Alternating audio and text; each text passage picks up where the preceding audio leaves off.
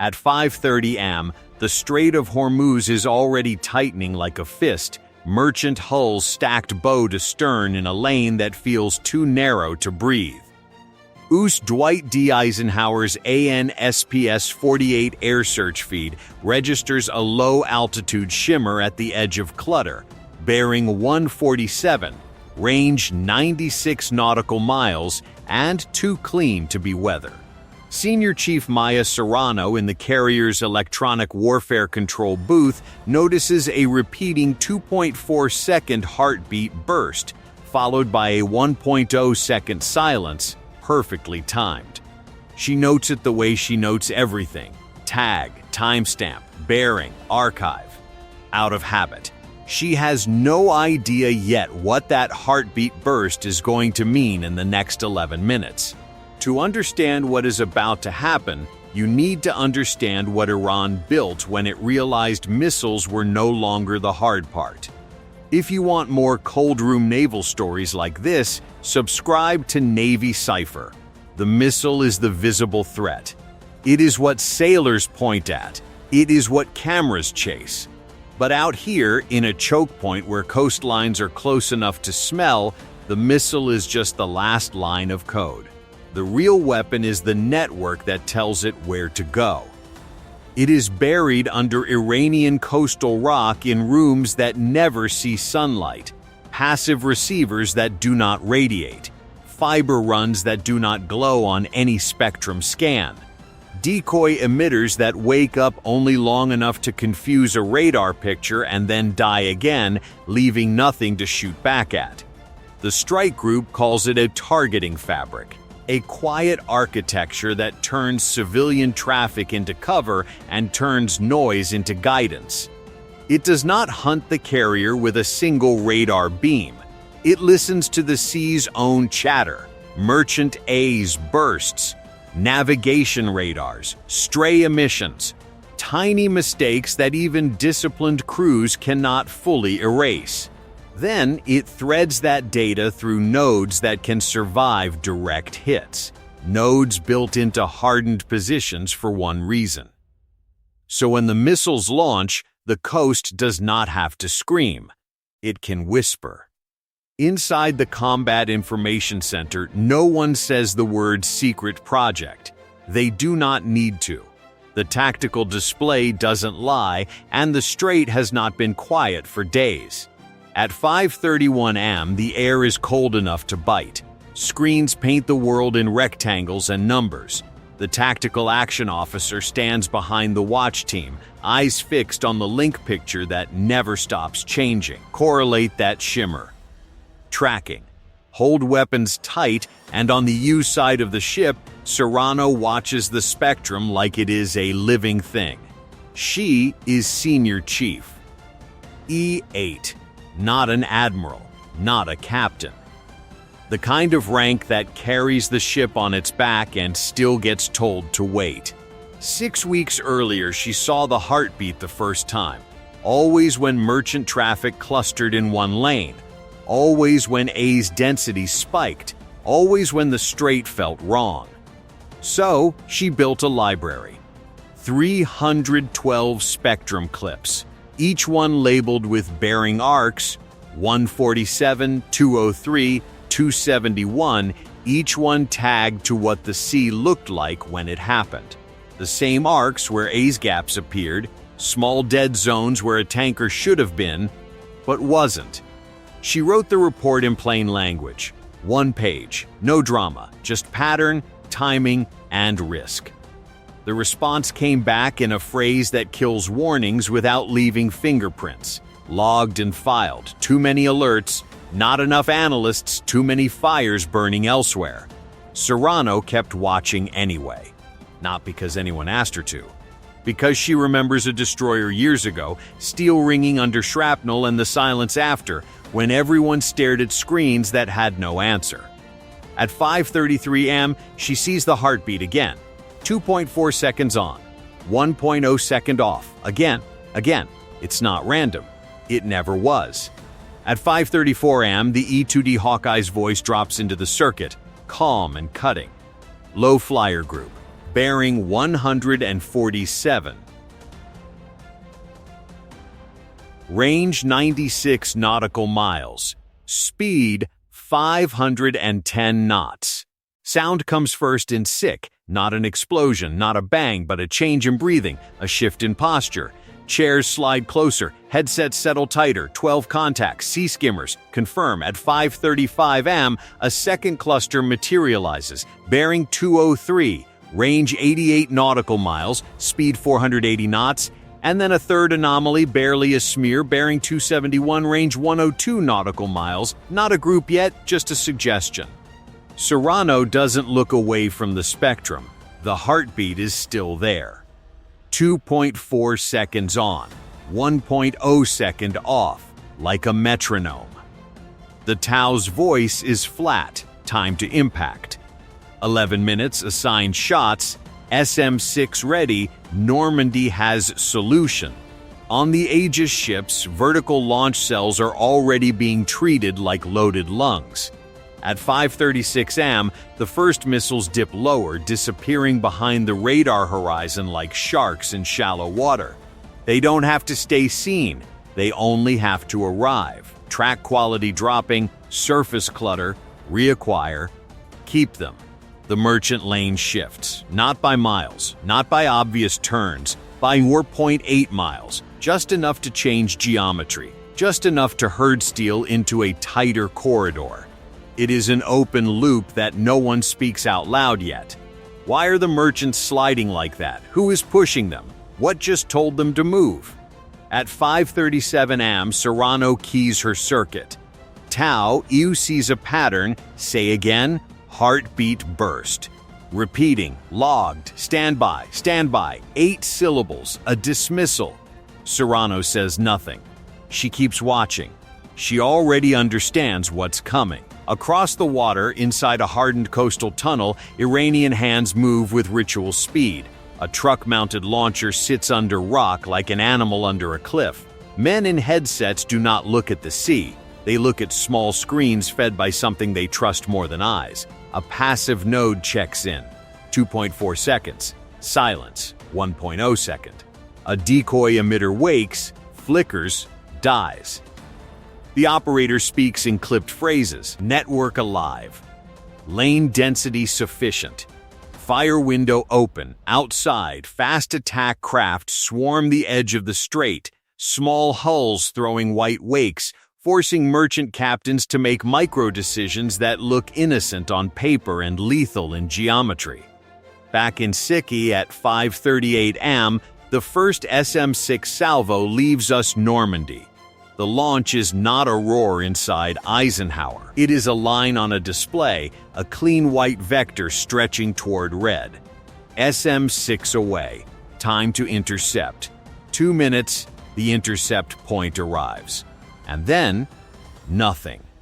The missiles reach the predicted kill basket and find empty air. No splash, track vanished, reacquire now, the first defense failure lands like ice.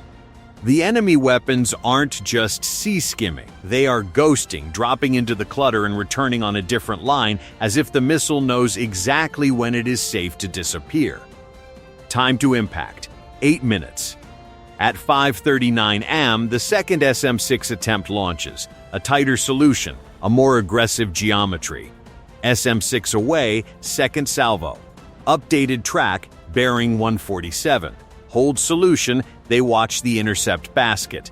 They watch the missile close. They watch the point where it should become debris. And again, nothing. This time, the threat does something no missile is supposed to do in this environment. It splits the picture. 2 tracks merge, then separate at bearing 271, as if the radar is being forced to choose between twins. Decoy emitters bloom on the spectrum. Serrano's display floods. The heartbeat is still there, steady beneath the noise, untouched. 2.4 seconds on. 1.0 second off. Time to impact. 6 minutes. At 5:40 am, the Growler's voice comes in, impatient. Recommend jamming. The Tau nods once. Execute. Burn the spectrum, the jamming begins, a hard wave meant to blind guidance and break lock, and instantly the situation gets worse. A red line on the tactical display stiffens like a spine. The leaker, one of them, corrects toward the noise, snapping its course as if the jamming is a lighthouse. Home on jam. The missile finds a better signal and tightens itself toward it. Cut jamming. Now. The growler pulls back, but the correction has already happened. Time to impact.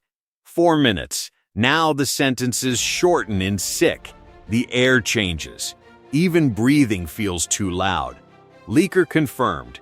Range 9 nautical miles, altitude 15 feet, speed 540 knots. Serrano's heart does not race. She feels something colder. The pattern is not random. It never was. At 5:41 am, the Suez mounts begin to track. On deck, the sound finally arrives, the mechanical whine of barrels spooling, the deep vibration of a weapon that is only honest when it is killing. Suez fires. 4,500 rounds per minute into the predicted path. A wall of metal that should shred anything that tries to cross it. The missile flies through the burst undamaged. Not invincible. Just not where the bullets are. It is not charging straight into the gun line. It is sliding around it by meters, correcting with micro-adjustments, as if something beyond the ship can see the firing solution in real time and steer around it. Every conventional defense is now exhausted. The Combat Information Center is completely silent, except for the sound of the tactical display updating. Time to impact. 2 minutes. Range 6 nautical miles. 5, 4. Nobody in the room speaks. 3, 2 miles. The weapon is still locked on. And then the midpoint reset hits, the moment that makes the air heavier than it already is.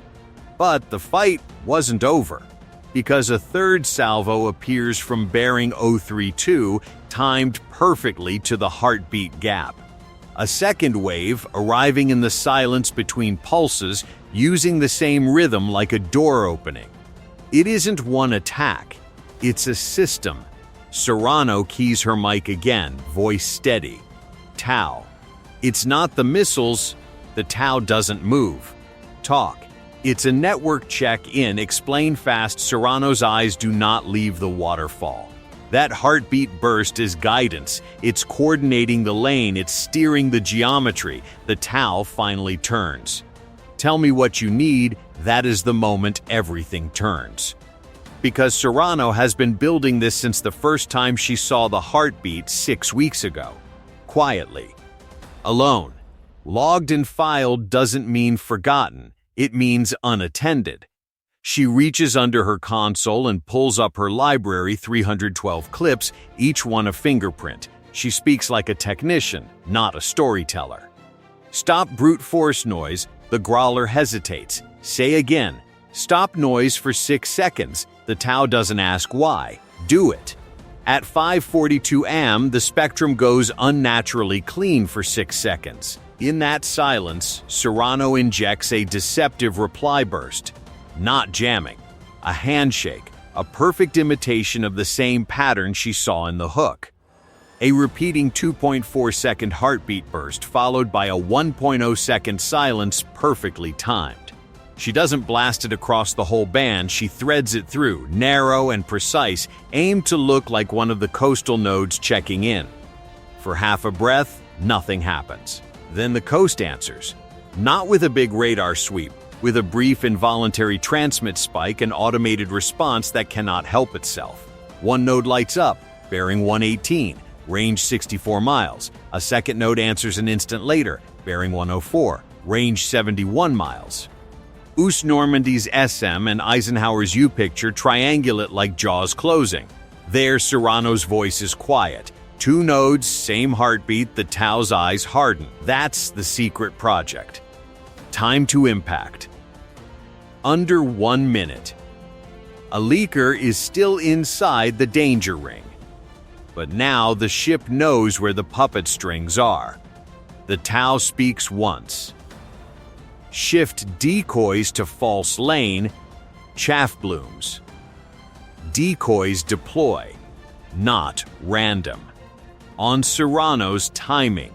They don't just throw noise, they throw a story, a false merchant cluster, a false A's density, a false geometry that the coastal network is designed to trust. The inbound missile corrects, micro-adjusting toward what it believes is the real lane. And then the correction becomes its last mistake. Time to impact. 30 seconds. Range. 1 nautical mile. The missile screams low, Suez fires again, SM shots snap out, but the real kill has already happened in the spectrum. The guidance has been lied to. The leaker misses.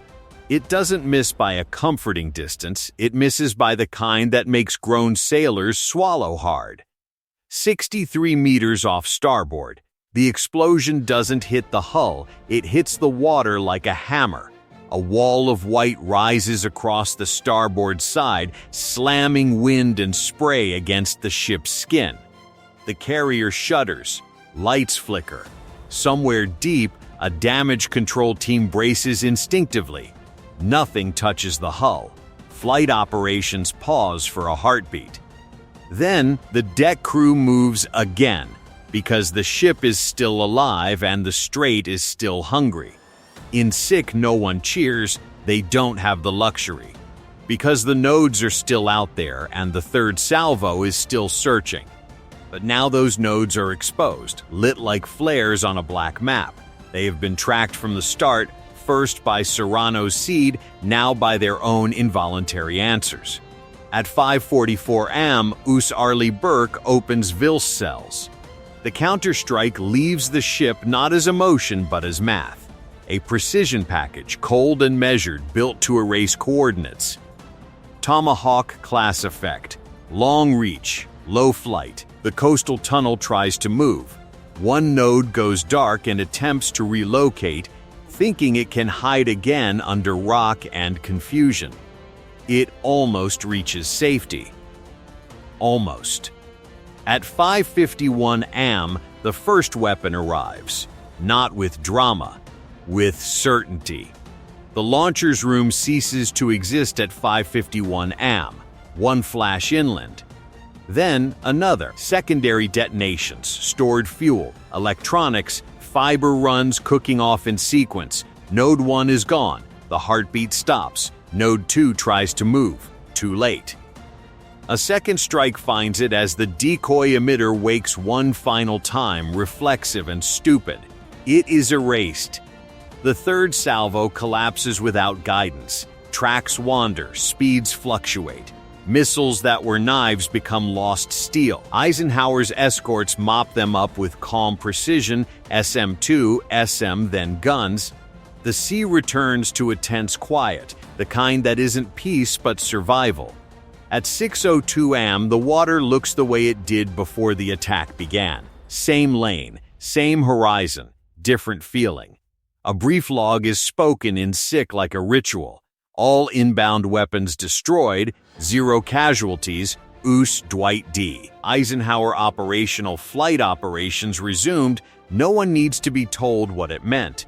Iran's most powerful secret project was never the missile. It was the heartbeat.